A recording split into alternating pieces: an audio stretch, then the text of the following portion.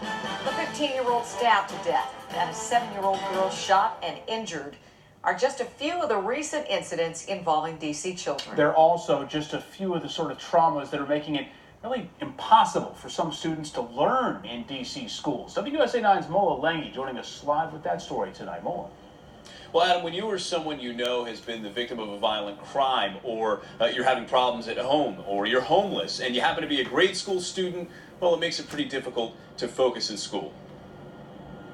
In the last 3 weeks, 3 D.C. teenagers have been killed, 2 shot and another stabbed. Friday, a 7-year-old girl was shot and injured, potentially traumatizing incidents for victims, their siblings, and fellow school students. From violent crimes to hunger, thousands of D.C. public school students are weighed down by trauma. From, their moms and dads not coming home at night and not knowing and understanding why, to actually what's much realer, just being hungry.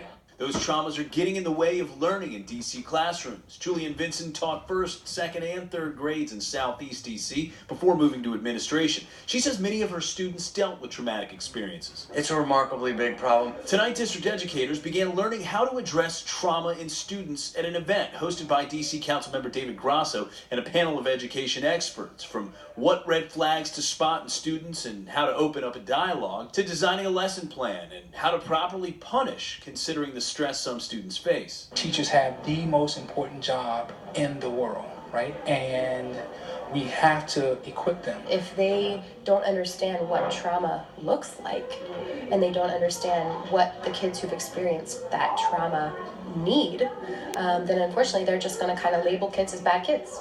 Jessica Cates Britzel is a D.C. school mother and school therapist. She says trauma can manifest in different ways, from being disruptive to not paying attention to violence. You had the one student who would come in and who was ready to fight whatever was going on and, push it to the side, and they were there to learn. But then you would have students who would come in and want to fight the teacher. By equipping teachers with the tools to address that trauma, D.C. Schools hopes to equip students with the proper education. That means when they go into the classroom, they're prepared and ready to learn.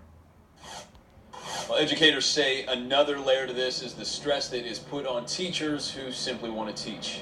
Live in Northwest, I'm Mola Lengi for WUSA 9. Mola, thank you. Well, tonight, family, friends, and fans of former NFL player